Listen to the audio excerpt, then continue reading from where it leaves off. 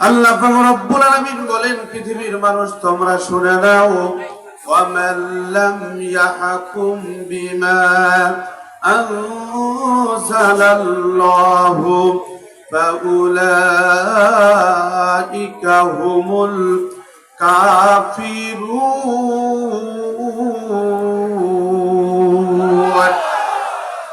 সম্মানিত ভাইরা আমার, গভীর মনোযোগ। আল্লাহ পাক রব্বুল আলামিন বলেন, ওয়ামান লাম ইয়াহকুম বিমা আনজালাল্লাহ, আমার এই কিতাব অবতীর্ণ হওয়ার পরে যারা কোরআন দিয়ে বিচার ফয়সালা করে না, যারা কোরআনের সমাধান মানে না, যারা কোরআনের বিচারিক আদালতকে অস্বীকার করে, আল্লাহ তাআলা বলেন উলাইকা হুমুল কাফিরুন। আল্লাহ পাক রব্বুল আলামিন বলেন, পৃথিবীর মানুষ তোমরা শুনে নাও, ওই সমস্ত মানুষগুলো যদি তারা নামাজি হয়, রোজাদার হয়, নিজেকে ইমানদার দাবি করে, নিজেকে পরহেজগার দাবি করে, নিজেকে যত বড় বুজুর্গ মনে করুক আর করুক না কেন, যারা কোরআনের বিচার ব্যবস্থা মানবে না, আল্লাহ তাআলা বলেন যে এরা কাফের। কথা কার? চিৎকার করে বলতে হবে, কথা কার? যারা কোরআনের বিচারিক ফয়সালা মানবে না, এই কোরআনের চোরের বিচার আছে না নাই? ডাকাতের বিচার আছে না নাই? জেনার বিচার আছে না নাই? আজকে আমরা যেমন করে নামাজ পড়তেছি, রোজা রাখতেছি, হজ করতেছি, যাকাত দিচ্ছি, সেই কোরআন মাজিদের মধ্যে আল্লাহ তাআলা বলেছেন যে আমার এই কোরআন নাজিল হওয়ার পরে যারা কোরআনের বিচারিক ফয়সালা মানবে না, আল্লাহ তাবারক ওয়া তাআলা বলেন যে এরা হচ্ছে কাফের। কথা কার? সম্মানিত ভাইরা আমার, গভীর মনোযোগ। আল্লাহ পাক রব্বুল আলামিন সূরা মাইদার মধ্যে এক জায়গায় নয়, দুই জায়গায় নয়, আল্লাহ তাবারক ওয়া তাআলা তিন জায়গায় বলেছেন, পৃথিবীর মানুষ তোমরা শুনে নাও, ওয়ামান লাম ইয়াহকুম বিমা আনজালাল্লাহু ফাউলাইকা হুমুল যালিমুন। ডান হাতটা তুলে বলুন আল্লাহু আকবার।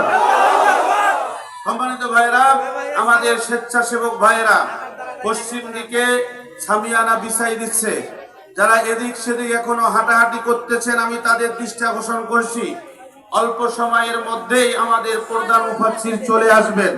এই জন্য আমি আমার মূল কথা দিয়ে আলোচনা শুরু করেছি। আর আমি আপনাদেরকে বলতে পারবো না যে ওঠেন বসেন, এগুলো বলার সময় নেই। তাই যারা এখনো এদিক সেদিক ঘোরাফেরা করতেছেন, আমরা আবারও বলতেছি, অযথা ঘোরাফেরা না করে আমাদের প্যান্ডেলের ভিতরে যে জায়গা আমরা করে দিয়েছি, আপনার এই জায়গাগুলোতে বসে পড়ুন, কেউ বিশৃঙ্খলা করবেন না। আমাদের ভাইয়েরা চতুর্দিক দিয়ে চোখ কান খোলা রেখেছে, কেউ যদি বিশৃঙ্খলা করে আমরা তাকে শায়েস্তা করব। কথা বলেন ঠিক না বেটে? এই দিকে আসে এবার, গভীর মনোযোগ। সম্মানিত ভাইয়েরা আমার, আল্লাহ পাক রব্বুল আলামিন বলেন, পৃথিবীর মানুষ শোনো, এই কোরআন নাজিল হওয়ার পরে যারা কোরআনের বিচারিক ফয়সালা মানে না, যারা কোরআন দিয়ে তাদের বিচার ব্যবস্থার কার্যক্রম চালায় না, ওই তাদের ব্যক্তি জীবন, পারিবারিক জীবন, সামাজিক জীবন, অর্থনীতি, সমাজনীতি, রাজনীতি, সংস্কৃতি, এই সেক্টরগুলিতে কোরআনের নীতিমালা অনুযায়ী বিচারিক ব্যবস্থা গ্রহণ করে না, আল্লাহ পাক রব্বুল আলামিন বলেন উলাইকা হুমুল যালিমুন। সূরা মাইদার 44, 45 এবং 47 নম্বর আয়াত, তিন জায়গায় আল্লাহ তাআলা বলেছেন যারা কোরআনের বিচার ব্যবস্থা মানবে না, এই মানুষগুলো হচ্ছে কাফের, এই মানুষগুলো হচ্ছে জালেম। আর 47 নম্বর আয়াতে বললেন যে এই মানুষগুলো ফাসিক। আচ্ছা, এবার আমি আপনাদের কাছে বলতে চাই, এই বাংলাদেশ 92% মুসলমানের দেশ। কথা বলেন ঠিক না বেড়ে? এই বাংলাদেশের পার্লামেন্টে কি কোরআন আছে? কথা বলেন, কোরআন আছে? এটা কি আপনি আমি যদি মসজিদের ভিতরে ঢুকে দোয়া করি, আপনি আমি যদি তাফসীর মাহফিলে বসে দোয়া করি, দোয়া করলেই কি বাংলাদেশের পার্লামেন্টে কোরআনের আইন চালু হবে? কি করতে হবে? যেই মানুষগুলো কোরআনের বিচার ব্যবস্থাকে ব্যক্তি জীবন থেকে শুরু করে আন্তর্জাতিক জীবন পর্যন্ত প্রত্যেকটা সেক্টরে লালন করে, এই মানুষগুলোকে যদি আমরা সংসদে পাঠাতে পারি তাহলে কোরআনের বিচার ব্যবস্থা কায়েম হবে। তাছাড়া কোরআনের বিচার ব্যবস্থা কায়েম করা সম্ভব নয়। কথা বলুন ঠিক না বেঠিক? আজকের লেটেস্ট খবর হলো, আপনারা জানেন যে ফেসবুক মিডিয়ায় ভাইরাল হয়ে গেছে যে ছাত্র জনতার উদ্দেশ্যে বাংলাদেশের লেডি ফেরাউন শেখ হাসিনা নাকি বক্তব্য দিবে। শোনেন নাই আপনারা? এই কথা বলেন, শুনেছেন? আমাদের দেশের এই ছাত্র জনতার শ্রেষ্ঠ সৈনিক, আমি তাদেরকে বলবো হাসনাত আব্দুল্লাহ আর সার্জিস আলম। কথা বলুন ঠিক না বেঠিক? যাদেরকে গুম করা হয়েছিল, তাদেরকে খুন করার জন্য গুম করে রাখা হয়েছিল, তারা স্পষ্ট ভাষায় বলেছিল যে আমাদের জীবন যদি চলেও যায়, এক দফা এক দাবি, সেটি হচ্ছে যে লেডি ফেরাউনের পদত্যাগ দাবি। কথা বলুন ঠিক না বেঠিক? সার্জিস আলম আর হাসনাত আব্দুল্লাহ এই সমস্ত ভাইয়েরা যখন মাঠে নেমে এসেছে, নেমে আসার পরে এক দফা আর এক দাবি তুলেছে, বাংলাদেশের ছাত্র জনতা একত্রিত হয়ে এক দফার পক্ষে রক্ত দিয়েছে, জীবন দিয়েছে, ফ্যাসিস্টরা পালিয়ে গেছে। কথা বলুন ঠিক না বেঠিক? আজকের তাফসীর মাহফিল থেকে আমরা স্পষ্ট বলতে চাই যে এই কোরআন দিয়ে এই বাংলার জমিন আমরা শাসন করতে চাই। যে কোরআনিক ব্যক্তিত্বদেরকে অন্যায়ভাবে হত্যা করা হয়েছে, জুলুম করা হয়েছে, নির্যাতন করা হয়েছে, জুলুমের দিন শেষ হয়ে গেছে। যারা ভারতে পালিয়ে গেছে, এদের বিচার ব্যবস্থা কায়েম হওয়ার আগেই যদি এরা ভারতে ইন্তেকাল করে, আল্লাহর কসম করে বলছি, আমরা রক্ত দিব, জীবন দেব, বাংলার মাটিতে এদেরকে দাফন করতে দিব না। কারা কারা একমত? দুই হাত তুলে আল্লাহ তাআলাকে দেখাও।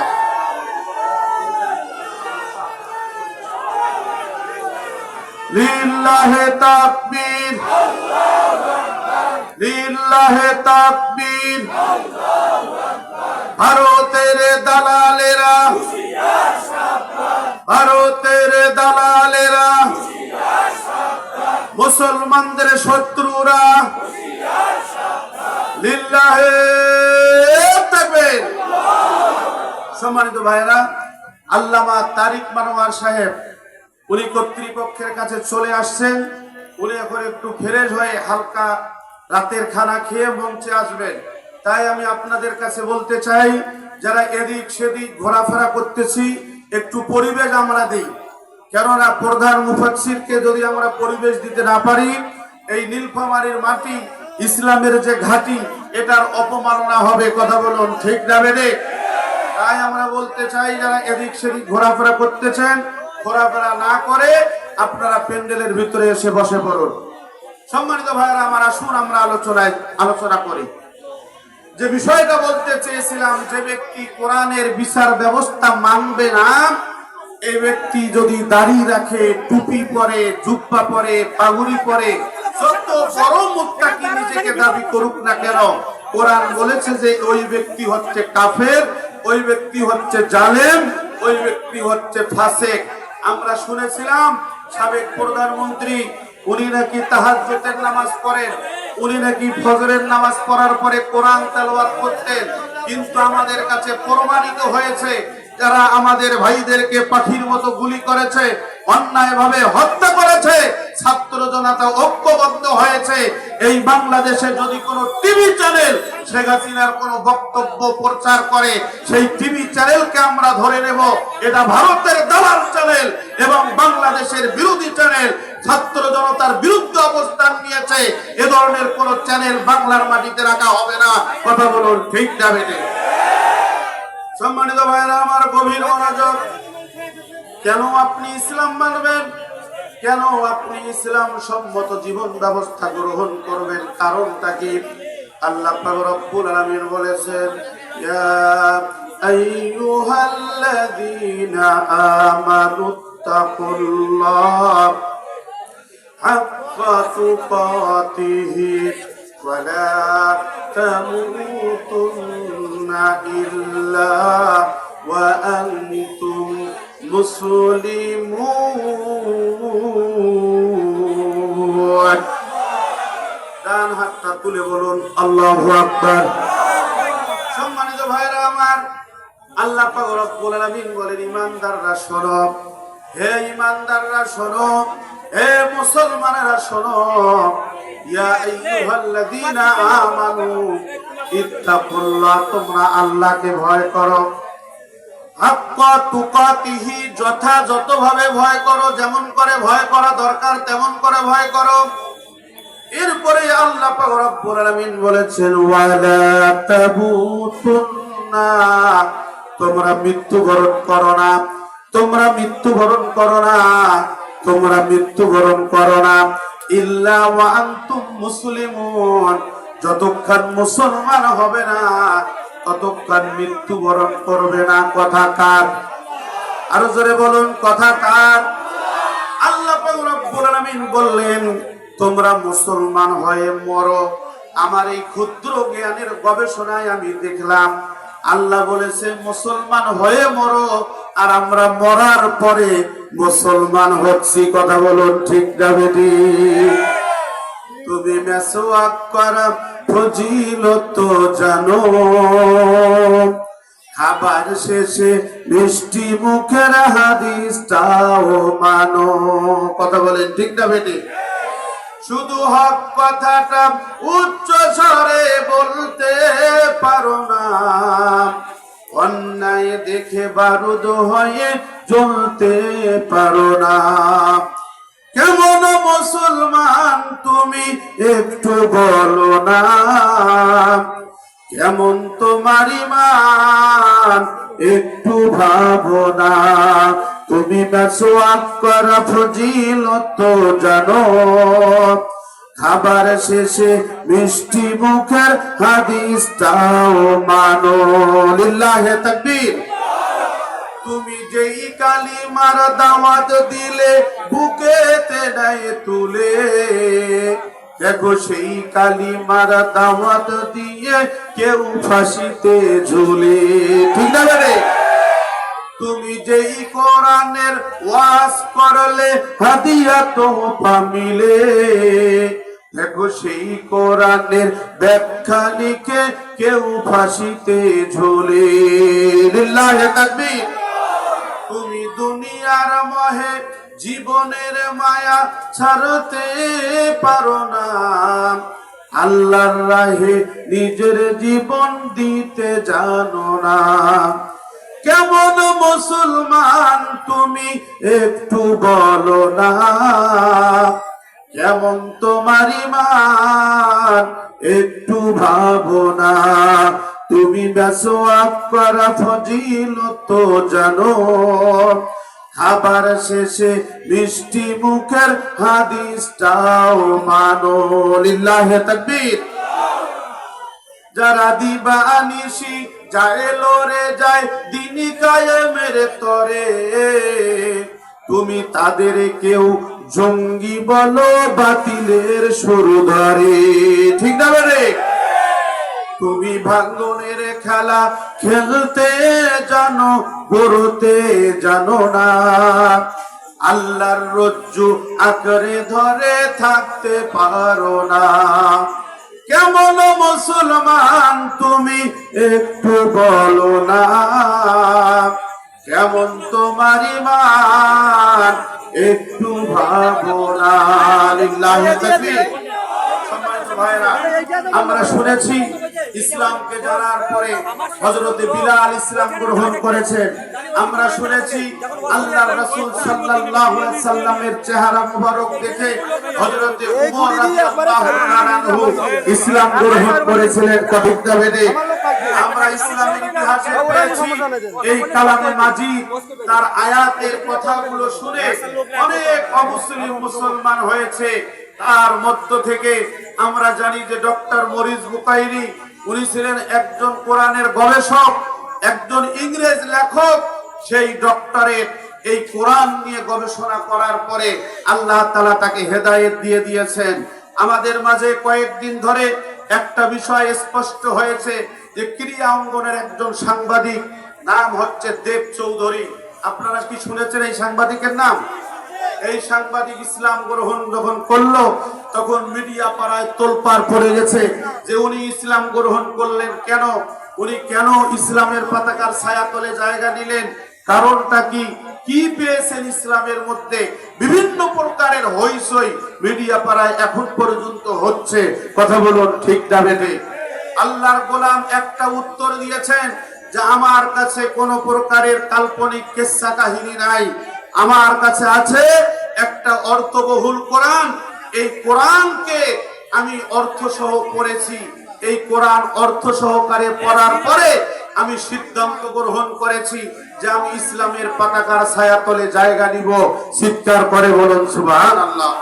সম্মানিত ভাইরা আমার, আজ পর্যন্ত এই কোরআন নিয়ে গবেষণা করে শুধু সাংবাদিক দেব চৌধুরী কেন, এরকম লক্ষ লক্ষ ইংরেজরা পর্যন্ত এখন ইসলামের পতাকার ছায়াতলে আসতেছে।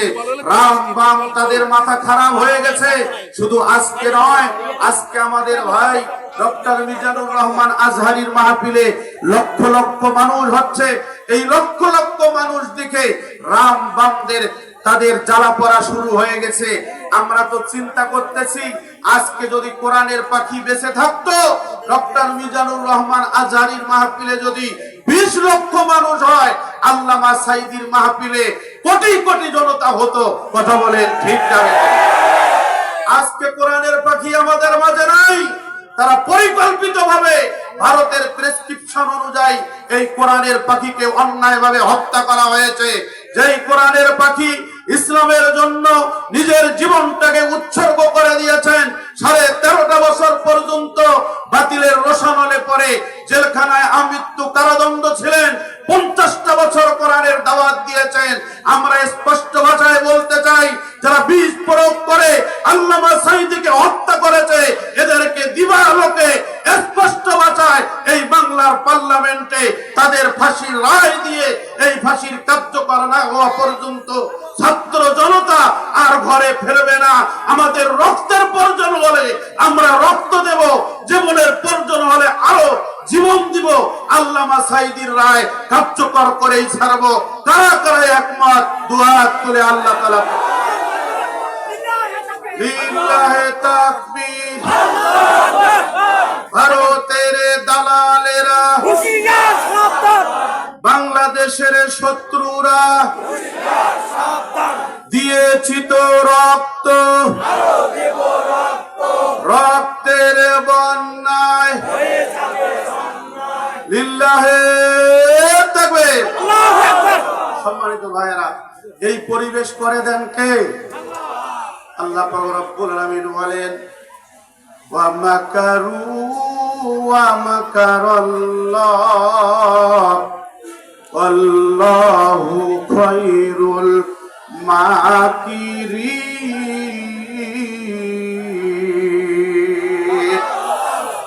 আল্লাহ পাক রব্বুল আলামিন বলেন, বান্দা শোনো, ওয়া মাকারু ওয়া মাকারাল্লাহ, তারা ইসলামের বিরুদ্ধে ষড়যন্ত্র করবে, তারা কোরআনের বিরুদ্ধে ষড়যন্ত্র করবে, তারা ইসলামী আন্দোলনের বিরুদ্ধে ষড়যন্ত্র করবে, কিন্তু আমাকারাল্লাহ, তারা ষড়যন্ত্র করবে আর আমি করব কৌশল। আল্লাহু খায়রুল মাকিরিন, আমি আমার কৌশল দিয়ে তাদের ষড়যন্ত্র ধূলিসাৎ করে দিব। এই কোরআনের আয়াতগুলো এখন যখন আমরা পাঠ করতেছি, তখন যেন মনে হচ্ছে এই কোরআন এই মুহূর্তেই নাজিল হচ্ছে। কথা বলুন ঠিক না বেঠিক? আমরা মনে করেছিলাম যতদিন বাংলাদেশে সূর্য উঠবে আর সূর্য ডুববে, এই হাসিনার বিকল্প, লেডি ফেরাউনের বিকল্প আর কোন নেতা নাই। কিন্তু আল্লাহ তাআলার বক্তব্য হলো, বান্দা শোনো, ইন্না কাইদাশ শাইতানি কানা যায়ীফা। হে বান্দা শোনো, হে বান্দা শোনো, শয়তানের ষড়যন্ত্র দুর্বল। এটি আল্লাহ তাআলা প্রমাণ করে দিয়েছেন ছাত্র জনতার আন্দোলনের মধ্য দিয়ে। আজ যদি বাংলাদেশের মানুষ ঐক্যবদ্ধ হয়ে এক প্ল্যাটফর্মে থেকে এই আন্দোলনকে সফলতার দোরগোড়ায় নিয়ে যেতে না পারে, তাহলে কিয়ামত পর্যন্ত বাংলার জমিনে আর ইসলামী হুকুমত আসার সম্ভাবনা নাই। কথা বলুন ঠিক না বেঠিক? আল্লাহ তাআলার কথাগুলো আমাদের শুনতে হবে। নামাজ যেমন করে ফরজ, রোজা যেমন করে ফরজ, হজ যেমন করে ফরজ, যাকাত যেমন করে ফরজ, ঠিক একই সিস্টেমে আল্লাহ তাআলা বলেছেন যেই জমিনের মধ্যে কোরআনের হুকুম কায়েম নাই, এই জমিনের মধ্যে কোরআনের রাজ কায়েম করা তেমন ফরজ। কথা বলুন ঠিক না বেঠিক? আল্লাহ পাক রব্বুল আলামিন বলেন শারআ লাকুম মিনাদ-দীনি মা ওয়াসসা বিহি নূহান ওয়াল্লাযী আওহাইনা ইলাইকা ওয়া মা ওয়াসাইনা বিহি ইব্রাহিমা وموسى وعيسى أن أقيموا الدين لا تتفرقوا فيه। এখানে ওলামায়ে কেরাম আছেন। আকিমুদ্দিন যেই ওজনে এসেছে যে তোমরা দিন কায়েম করো, আল্লাহ তাআলা বলেছেন নবী হে আমি তোমার উপরে সেই নীতিমালা জারি করে দিলাম যেটা ইব্রাহিম আলাইহিস সালাতু ওয়াস সালামের উপরে ছিল, ঈসা আলাইহিস সালাতু ওয়াস সালামের উপরে ছিল, নূহ আলাইহিস সালাতু ওয়াস সালামের উপরে ছিল, মুসা আলাইহিস সালাতু ওয়াস সালামের উপরে ছিল। আকিমুদ্দিন আর আকিমুস সালাহ একই ওজনে। আকিমুস সালাহ যেই ওজনে এসেছে, আকিমুদ্দিন ওই ওজনে এসেছে। যেই জমিনের মধ্যে দিন কায়েম নাই, এই জমিনের মধ্যে দিন কায়েম করা সমস্ত ইবাদতের শ্রেষ্ঠ ইবাদত। কথা বলুন ঠিক না বেঠিক? আজকে এক শ্রেণীর কানা মৌলবী, এরা বলে যে ইসলামী আন্দোলন বলতে কিচ্ছু নাই, এরা বলে যে ইসলামে কোনো মিছিল নাই, ইসলামে কোনো মিটিং নাই, এরা বলে যে ইসলামের নামে কোনো রাজনীতি নাই। আমরা ওই সমস্ত কানা মৌলবীদের বলতে চাই যে তোমার মতো বালআম ইবনে বাউরা আজ থেকে শুরু করে সেই হাজার হাজার বছর আগে মুসা আলাইহিস সালাতু ওয়াস সালামের জামানায়ও ছিল, এই জামানাতেও আছে। কথা বলুন ঠিক না বেঠিক? যারা এই কোরআনের কথাকে গোপন করবে, যারা কোরআনের রাজ কায়েমের আন্দোলনকে গোপন করবে, এরা যত বড় বুজুর্গ হোক না কেন, আল্লাহ পাক রব্বুল আলামিন বলেছেন যারা কোরআনের রাজ কায়েমের আন্দোলনে বাধা দেয়, এই সমস্ত মানুষগুলোর নামাজ, রোজা, হজ, যাকাত সমস্ত ইবাদত ধ্বংস করে দেওয়া হবে। বলুন নাউজুবিল্লাহ। সম্মানিত ভাইরা আমার, এই জন্য আমি বলছি যে যেই জমিনের মধ্যে আল্লাহর রাজ কায়েম নাই, এই জমিনের মধ্যে আল্লাহর রাজ কায়েম করা এটা আপনার উপরে আমার উপরে সবচেয়ে বড় ফরজ ইবাদত হয়ে দাঁড়িয়েছে। কথা বলুন ঠিক না বেঠিক? যদি আমরা এটা করতে না পারি তাহলে কি হবে? আল্লাহ তাআলা বলেছেন ওয়া মান ইয়াবতাগি গায়রাল ইসলামি দীনান ফালাই ইউকবালা মিন ওয়া হুয়া ফিল আখিরাতি মিনাল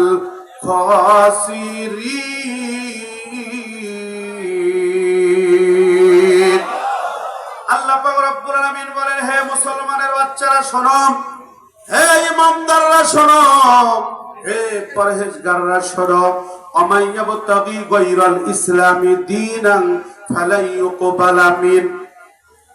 আল্লাহ তাআলা বলেন যারা ইসলাম বাদ দিয়ে অন্য কোন তন্ত্র মন্ত্র তালাশ করবে, অন্য কোন জীবন ব্যবস্থা গ্রহণ করবে, আমাইয়াবতাগি গায়রাল ইসলামি দীনান ফালাই ইউকবালা মিন, আল্লাহ তাআলা বলেন তাদের এই তন্ত্র মন্ত্র আল্লাহ তাআলার কাছে কোনো গ্রহণযোগ্যতা পাবে না। কথা কার? আজকে আমাদের মধ্যে এক শ্রেণীর মানুষ, আমরা মাজারে মাজারে ঘুরতেছি, আমরা ভাবতেছি যে মাজারে গেলে জান্নাত পাওয়া যাবে। কথা বলুন ঠিক না বেঠিক? আর এক শ্রেণীর মানুষ মসজিদের কোণে গিয়ে আমরা জান্নাত তালাশ করতেছি যে এখানে গেলেই জান্নাত পাওয়া যাবে। কিন্তু আল্লাহ পাক রব্বুল আলামিন বললেন যে জান্নাত হচ্ছে এই কোরআনের পতাকার ছায়াতলে। যেই ব্যক্তিরা ইসলামকে বাদ দিয়ে আপনি ইসলামী জীবন ব্যবস্থা কায়েম হোক এইটা আপনি চাবেন না, এইটা যেই পিসাব চাবে না, এইটা যেই আলেম চাবে না, এটা যেই বুজুর্গ চাবে না, ওই বুজুর্গর কথা শোনা জায়েজ নাই। এটা তো আল্লাহই বলেছেন। কথা বলুন ঠিক না বেঠিক? আজকে আমরা মনে করি যেই লোকটা নামাজ পড়ে না, রোজা রাখে না, হজ করে না, যাকাত দেয় না, ল্যাংটায় ঘুরে বেড়ায়, এই লোকটা বড় আল্লাহর ওলি, এইটা আমরা ধরে নেই। কথা বলুন ঠিক না বেঠিক? সম্মানিত ভাইরা আমার, যেই সমাজের মধ্যে ইসলামী হুকুমত কায়েম নাই, এই সমাজের মধ্যে ইসলামী হুকুমতকে বাস্তবায়ন করার ইবাদতকে শ্রেষ্ঠ ইবাদত বলা হয়েছে। যারা এই ইবাদত গ্রহণ করবে না, আল্লাহ তাআলা বলেছেন ওহুয়া ফিল আখিরাতি মিনাল খাসিরিন, ওই সমস্ত আল্লাহর বান্দারা ক্ষতিগ্রস্ত হবে। বক্তব্য কার? আরো জোরে বলুন, বক্তব্য কার? যেই সমাজের মধ্যে কোরআন থাকে না, এই সমাজের দৃষ্টান্তটা কি হয় বলবো? এই কথা বলেন, বলবো? আপনারা জানেন, গত 2-3 দিন হলো এই বাংলাদেশের 11 বছরের একটা মেয়ে, নাম হচ্ছে সুবা। এই মেয়েটা একটা টিকটকারের সাথে পালিয়ে গেছে। শোনে নাই আপনারা? মিডিয়া পাড়ায় একদম তোলপাড় পড়ে গেছে। এখন সে মিডিয়ায় এসে বলতেছে যে তার বয়স যখন 9 বছর, ওই 9 বছর বয়স থেকে ওই টিকটকারের সাথে তার সম্পর্ক। চিৎকার করে বলুন নাউজুবিল্লাহ। এই টিকটকারের সাথে সম্পর্ক হলো কেমনে? আপনি আপনার ক্লাস 6 এর মেয়েটাকে একটা অ্যান্ড্রয়েড সেট দিয়েছেন। এই ক্লাস 6 এর মেয়েটা এত বড় সেটের ভার কি বহন করতে পারবে? তাহলে দেখুন, যেই মেয়েটা তার ভালো মন্দ বোঝার জ্ঞান হয়নি, আপনি ওই মেয়েটাকে একটা অ্যান্ড্রয়েড সেট তুলে দিলেন। যেই ছেলেটার এই জ্ঞান হয়নি, আপনি তার হাতে এই সেটটা তুলে দিলেন। এখন মিডিয়া পাড়া এসে তার বক্তব্য নিচ্ছে। মিডিয়ার মাধ্যমে আমরা যেটা জানলাম যে তার মা ক্যান্সারের রোগী। চিন্তা করতে পেরেছেন? মা ক্যান্সারের রোগী। ক্যান্সারের রোগীকে রেখে একটা টিকটকারের সাথে পালিয়ে গেল, নওগাঁয় গিয়ে ধরা পড়েছে। ধরা পড়ার পরে এখন যখন মিডিয়া আসছে, আসার পরে বলতেছে আমার ভুল হয়েছে। এই যে বড় বড় ঘটনাগুলো ঘটতেছে, এই ঘটনাগুলো ঘটার পিছনে কারণ হলো আজকে বাংলাদেশে 92% মুসলমান, অধিকাংশ মুসলমানের ঘরে ইসলাম নাই। কথা বলুন ঠিক যাবে ঠিক?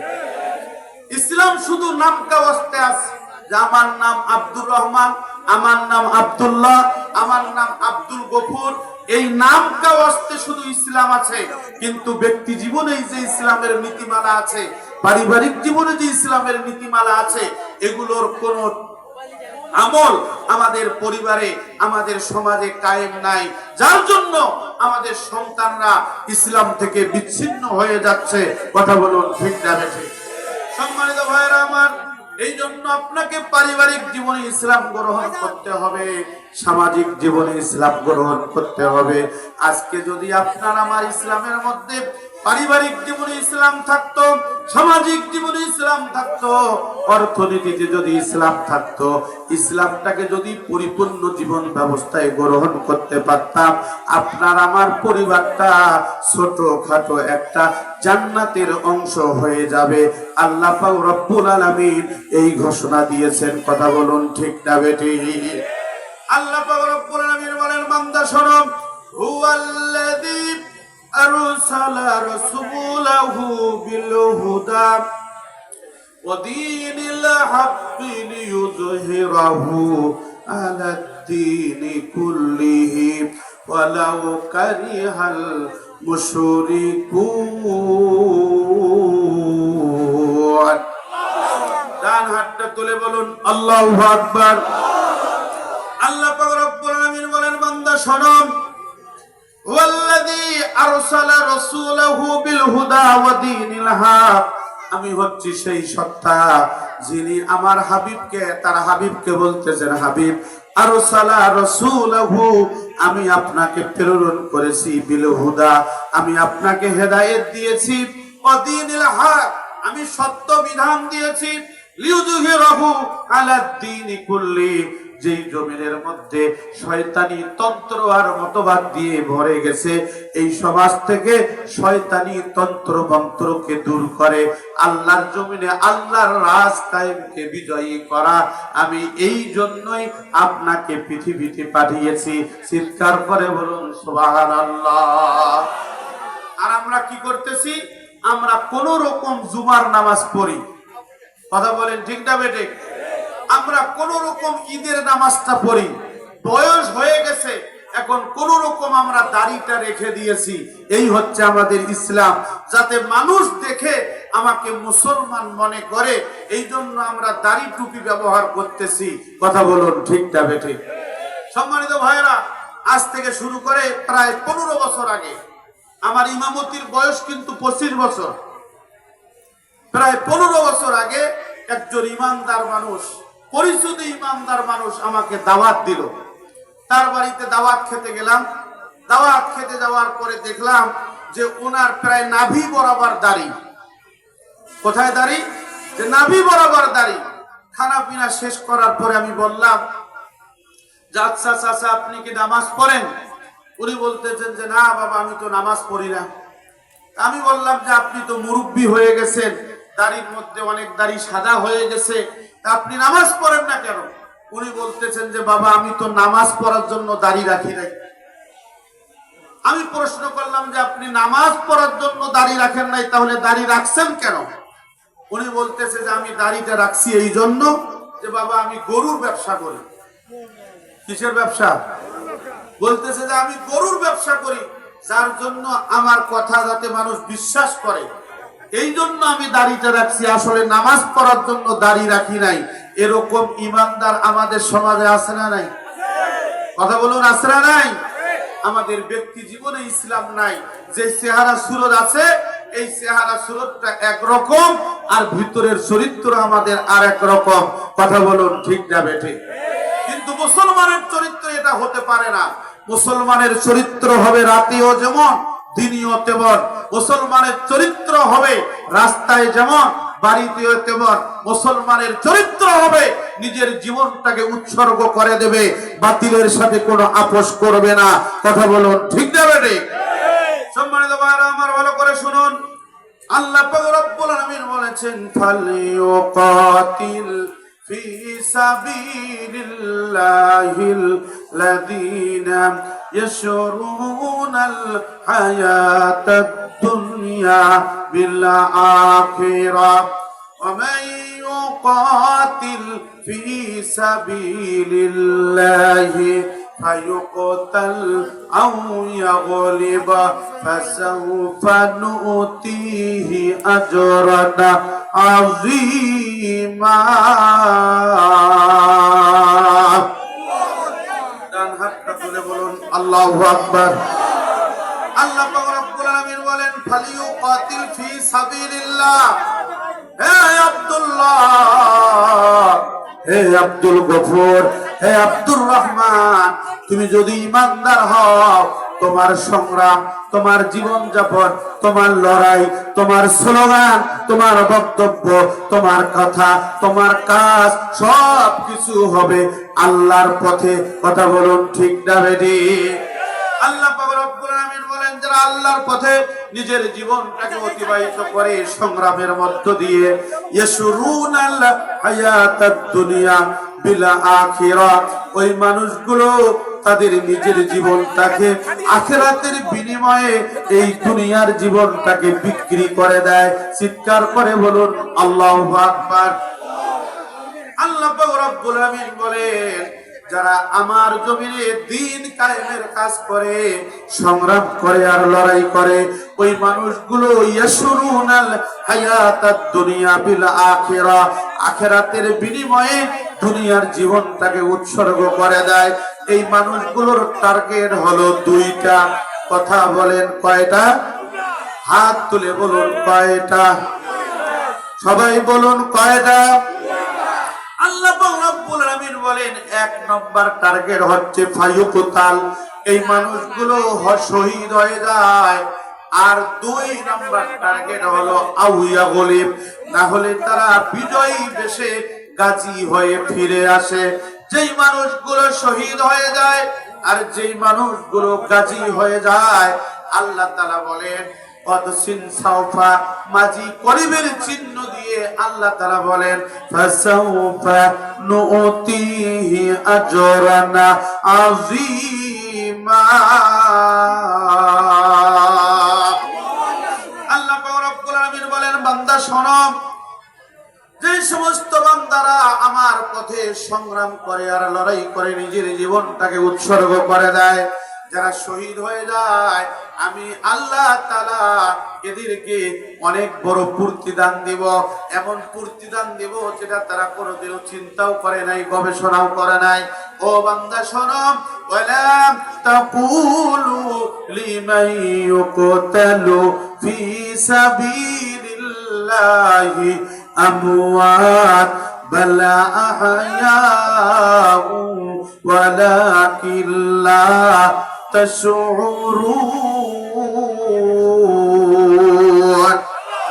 আল্লাহ পাক রব্বুল আলামিন বলেন, যারা শহীদ হয়ে যায়, খবরদার খবরদার, হে আব্দুর রহমান, হে আব্দুল গফুর, এদেরকে কখনো তোমরা মৃত বলো না। লা তাকুলু লিমান ইউকতালু ফি সাবিলিল্লাহি আমওয়াত, যারা আমার রাস্তায় শহীদ হয়ে যায় তোমরা তাদেরকে মৃত্যু বলো না। বাল আহইয়া, বরং এরা হচ্ছে জীবিত।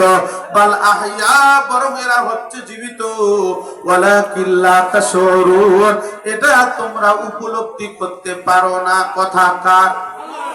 সম্মানিত ভাইরা আমার, আজকে আমাদের সমাজে আমাদের ভাই আবু সাঈদ, আমাদের ভাই বীর মুগ্ধ, আমাদের ভাইয়েরা রক্ত দিল, জীবন দিল, ফ্যাসিস্টকে হটাইল। যে সমস্ত ভাইয়েরা শহীদ হলো, এরা আমাদের কাছ থেকে শিক্ষণীয় বিষয় দিয়ে গেছেন। বাতিলরা যদি তোমাদেরকে গুলি করে হত্যা করে গো, তারপরেও তোমরা পিছপা হবে না, এক চুল পরিমাণ সরে যাবে না, বুকটাকে আরো টান টান করে থাকবে। আবু সাঈদের সেই শহীদ হওয়ার দৃশ্য যেন বাংলার জমিনের মানুষকে জানান দিচ্ছে, বুকের ভিতর অনেক ঝড়, বুক পেতেছি গুলি কর। কথা বলুন ঠিক না বেঠিক? সমস্ত অন্যায়ের বিরুদ্ধে,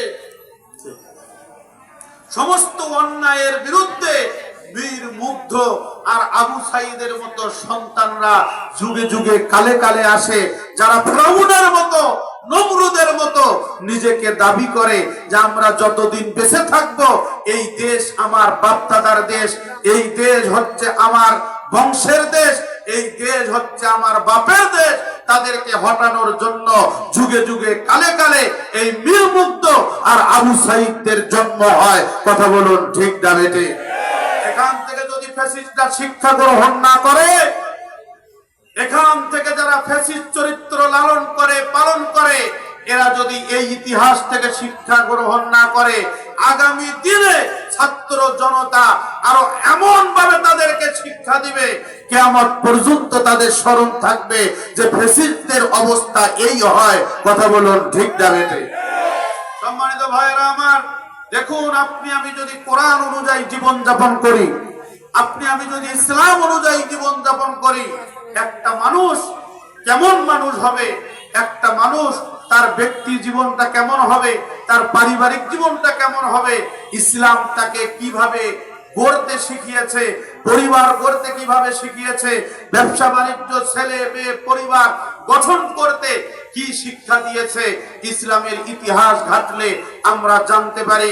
আমরা এতদিনে জেনেছিলাম হযরতে বিল্লাল রাদিয়াল্লাহু তাআলা আনহুকে উত্তপ্ত বালুর উপরে নির্বিচারে নির্যাতন করা হয়েছিল। হযরতে বিল্লালকে বলা হয়েছিল, বিল্লাল তুমি ইসলাম ছেড়ে দাও, তুমি মুহাম্মাদের পিছু ছেড়ে দাও, মুহাম্মাদের কথা বাদ দাও, তাহলে আমি তোমাকে ছেড়ে দেব। ওই দিন হযরতে বিল্লাল যেন বলেছিল, আমার জীবন চলে যাবে যাক, আমি মুহাম্মাদের দরবার ছাড়বো না। আজকে বাংলার জমিনে আমরা এরকম দেখেছি, আমাদের জাতীয় নেতৃবৃন্দদেরকে রিমান্ডের নামে জুলুম আর নির্যাতন যখন চালানো হয়েছে, আল্লামা সাঈদীকে বলা হয়েছিল, আপনি কি মন্ত্রীর চেয়ার চান, আপনাকে মন্ত্রীর চেয়ার দেয়া হবে। আপনি কি এমপি হতে চান, আপনাকে এমপি করা হবে। আপনি কি অন্য দল গঠন করতে চান, আপনাকে সেটাও করতে দেওয়া হবে। আল্লামা সাঈদী স্পষ্ট ভাষায় বলেছিল, যেই দলের মধ্যে কোরআন নাই, যেই দলের মধ্যে ইসলাম নাই, ওই চেয়ারকে আমি লাথি মারি। কথা বলেন ঠিক না বেঠিক? এইভাবে তারা জীবনটাকে দিয়ে নিজের জীবনকে উৎসর্গ করেছেন, বাতিলের সাথে কোনো আপোষ করেন নাই। কথা বলুন ঠিক না বেঠিক? আমরা দেখেছি মঈনুদ্দিন আর ফখরুদ্দিনের আমল, আমরা দেখি নাই? মঈনুদ্দিন আর ফখরুদ্দিন যখন ক্ষমতায় বসলো, ক্ষমতায় বসার পরে বাংলাদেশের সর্বসেক্টরের যত প্রকারের দুর্নীতিবাদ ছিল, এমপি, মন্ত্রী, সচিবালয় থেকে বড় বড় সচিবদেরকে ধরে ওই ফখরুদ্দিন আর মঈনুদ্দিন জেলখানার ভিতরে নিয়ে গিয়েছিল। কথা বলুন ঠিক না বেঠিক? তদানীন্তন সময়ের দুইজন কোরআনের সৈনিক, দুইজন সোনার সন্তান এই বাংলার জমিনের, তিনি হচ্ছেন আলী হাসান মোহাম্মদ মুজাহিদ আর আমাদের ভাই সাবেক আমিরে জামাত মাওলানা মতিউর রহমান নিজামী। দুইটা মন্ত্রণালয়ের দায়িত্ব পালন করেছিল। এরা চ্যালেঞ্জ দিয়েছিল আমাদের মন্ত্রণালয় থেকে 2 টাকা কেন 2 আনার কেউ দুর্নীতি বের করতে পারবে না। যদি কেউ প্রমাণ করতে পারে আমি নিজামী, আমি মুজাহিদ দুর্নীতি করেছি আর কোনোদিনও রাজনীতি করব না, ওই দিন কেউ এই চ্যালেঞ্জ গ্রহণ করে নাই। কথা বলুন ঠিক না বেঠিক? আর আজকে মিথ্যা মামলা দিয়ে, হামলা দিয়ে, যারা মিথ্যা কথার বলি দিয়ে এই সমস্ত নেতৃবৃন্দদেরকে হত্যা করেছেন, আল্লাহর কসম করে বলি এই বাংলার পার্লামেন্টে আপনাদের বিচার হবেই হবে। যেই রশি দিয়ে মাওলানা নিজামীকে, যেই রশি দিয়ে আমার ভাই কামারুজ্জামানকে শহীদ করে দেওয়া হয়েছে, এই রশি দিয়ে বাংলাদেশের দুর্নীতিবাজদেরকে বারবার তাদেরকেও ফাঁসির কাস্টে দেওয়া হবে। ইনশাআল্লাহ কেউ বাঁচতে পারবে না। কথা বলুন ঠিক না বেঠিক? সম্মানিত ভাইরা আমার, দেখুন যারা আল্লাহর পাগল হয়ে যায়, যারা ইসলামের পাগল হয়ে যায়, যারা কোরআনের পাগল হয়ে যায়, তাদের জীবনটা একটু চিন্তা করুন। আমি নিজামী সাহেবের এলাকায় গিয়েছি, আমি তাফসীর মাহফিল করেছি, আমি দেখেছি ওনার যে গ্রামের বাড়িটা, এই বাড়িটার এক দরজা দিয়ে ঢুকলে আর এক দরজা দিয়ে বের হয়ে যাওয়া যায়। ওই বাড়িটা ছোট্ট 2টো ঘর, তারপরও টিনের ঘর। এটা যে মন্ত্রীর বাড়ি, এটা যে এমপির বাড়ি, এটা বোঝা যায় না। মনে হচ্ছে যেন কোন রকম একজন রিক্সা চালক, ভ্যান চালকের বাড়ি। চিৎকার করে বলুন আল্লাহু আকবার। সম্মানিত ভাইরা আমার, প্রথমে কৃষি মন্ত্রণালয়ের দায়িত্ব পালন করেছেন, এরপরে শিল্প মন্ত্রণালয়ের দায়িত্ব পালন করেছেন। এরকম একজন দায়িত্বশীল, তার বাড়ি, তার ঘরের কোনো চিহ্ন নাই। দেখুন সন্তানদেরকে সুশিক্ষায় শিক্ষিত করেছেন। মন্ত্রী ছিলেন ওই ব্যক্তি, কোরআন নিয়ে আল্লাহর জমিনে আল্লাহর রাজ কায়েমের কাজ করেছিলেন। চ্যালেঞ্জ ছুড়ে দিয়েছিলেন যে না, আমাদের বিরুদ্ধে কেউ ইসলামী আন্দোলন আমরা যারা করি, আমাদের বিরুদ্ধে 1 পয়সারও দুর্নীতি কেউ খুঁজে পাবে না। আপনাদের হাতেই বিচার দিলাম, আপনাদের বিবেকের কাছে বিচার দিলাম। একটাবার চিন্তা করুন, যেই মানুষগুলোকে 1971 সালের ভুয়া তথ্য দিয়ে ফাঁসি কার্যকর করা হয়েছে, এই মানুষগুলো যদি এত খারাপ মানুষই হতো, যেই মানুষগুলো এমপি ছিল, যেই মানুষগুলো মন্ত্রী ছিল, সেই দুর্নীতির মামলায় এই মানুষগুলোর বিচার করা যেত। কথা বলুন ঠিক না বেঠিক? কিন্তু 2 পয়সারও দুর্নীতি কেউ বের করতে পারেন নাই। এরকম সোনার মানুষদেরকে যখন মিথ্যা মামলায় রিমান্ডে নেওয়া হয়েছে, জুলুম করা হয়েছে, নির্যাতন করা হয়েছে, কোরআনের পাখিরা স্পষ্ট ভাষায় বলেছেন আমরা মাথা নত করি আল্লাহ তাআলার কাছে, আমরা রামবামের কাছে মাথা নত করি না। তারা এই কথার উপরেই মরণের মুহূর্ত পর্যন্ত তারা অবিচল ছিলেন, বাতিলের সাথে আপোষ করেন নাই। কথা বলুন ঠিক না বেঠিক? সম্মানিত ভাইরা আমার, সম্মানিত ভাইরা আমার, গভীর মনোযোগ। আল্লাহ পাক রব্বুল আলামিন বলেছেন যারা আল্লাহর রাহে নিজের জীবনটাকে উৎসর্গ করে, ওই সমস্ত আল্লাহর বান্দারা তারা ধরেই নেয় যে তাদের ব্যক্তি জীবনে ইসলাম গঠন করতে হবে, পারিবারিক জীবনে ইসলাম গঠন করতে হবে, সামাজিক জীবনে ইসলাম গঠন করতে হবে। বন্ধুগণ আমার, যেদিন মাওলানা নিজামী সাহেবের ফাঁসির রায় কার্যকর করা হবে, দেখুন আল্লাহওয়ালা ব্যক্তিদের জীবনটা কেমন হয়ে যায়। যখন তার সঙ্গে দেখা করার জন্য পরিবারের লোকজন সন্ধ্যা বেলায় গেছে, যাওয়ার পরে তার পরিবারের লোকজনের সাথে তার নাতি নাতনিরা দেখতে গেছে। ওই দিন কোরআনের পাখি বুঝতে পেরেছেন আহারে এটাই মনে হয় আমার জীবনের শেষ সময়, এটাই মনে হয় আজকে শেষ দেখা, আজকে সন্ধ্যাবেলা, এই সন্ধ্যাবেলা কেন পরিবারের লোকজন আমার সঙ্গে দেখা করতে আসলো, নিশ্চয় কোনো কারণ আছে। দেখুন ওই পরিবারের লোকজনদেরকে দেখা করার পরে কোরআনের পাখি তাদেরকে সালাম দিয়ে তাদেরকে বলতেছে যে আপনারা কেমন আছেন।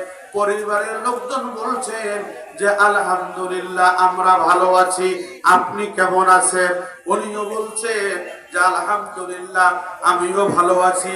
এই কথা বলে পকেট থেকে চকলেট বের করে নাতি নাতনিদেরকে খাইতে দিচ্ছেন। চিৎকার করে বলুন আল্লাহু আকবার। আপনি আমি যদি হতাম তাহলে আমরা হাউমাউ করে কান্নাকাটি শুরু করতাম। আমরা অনেক ফাঁসির আসামি দেখেছি, ফাঁসির আসামিগুলো যখন তারা শুনতে পারে যে তাদের আজকে রাত 12টা 1 মিনিটে ফাঁসি কার্যকর করা হবে, তখন দেখা যায় বিবি বাচ্চা নিয়ে ভাই বোনকে নিয়ে কান্নাকাটি শুরু করে দেয়। অনেক সময় পুলিশের সদস্য যারা দায়িত্বে থাকেন তাদের হাতে ধরে কান্না করে, পায়ে ধরে কান্না করে, হাউমাউ করে কান্নাকাটি করে আর বলে যে আমাকে রক্ষা করো, এইভাবে চিৎকার করে আর কান্না করে। কথা বলুন ঠিক না বেঠিক? আর যারা কোরআনের পাগল হয়, দেখুন কোরআনের পাখি স্পষ্ট ভাষায় বলেছিলেন যে আপনারা কখনো বিচার নিজের হাতে তুলে নেবেন না। তারা বলেছিলেন যে আমরা আমাদের জীবন দেব, আমরা শহীদ হয়ে যাব, আমাদের রক্তের উপর দিয়ে এই বাংলাদেশে পথ পথ করে ইসলামের পতাকা উড়বে, এটা কেউ ঠেকাতে পারবে না। এখন বাংলাদেশের মানুষের ওটাই শুরু হয়ে গেছে যে সবকিছু দেখা শেষ, আগামীতে আল কোরআনের বাংলাদেশ। কথা বলুন ঠিক যাবে না? সম্মানিত ভাইরা আমার, মাওলানা নিজামী সাহেব বলেছিলেন যে আমাদের বয়স হয়ে গেছে, অনেক মানুষ রোড অ্যাক্সিডেন্টে মারা যায়, হতে পারে আমি রোড অ্যাক্সিডেন্টে মরে যাব। অনেক মানুষ হাসপাতালে মারা যায়, হতে পারে আমি হাসপাতালে মরে যাব। কিন্তু বাতিলরা যদি আমাকে অন্যায় ভাবে ফাঁসির কাস্টে নিয়ে যায়, আমাকে যদি শহীদ করে দেয়, আমি তো এই শহীদি মৃত্যুর জন্যই এভাবে কান্নাকাটি করি, এই শহীদি মৃত্যুর জন্যই এই আন্দোলনে সামিল হয়েছি।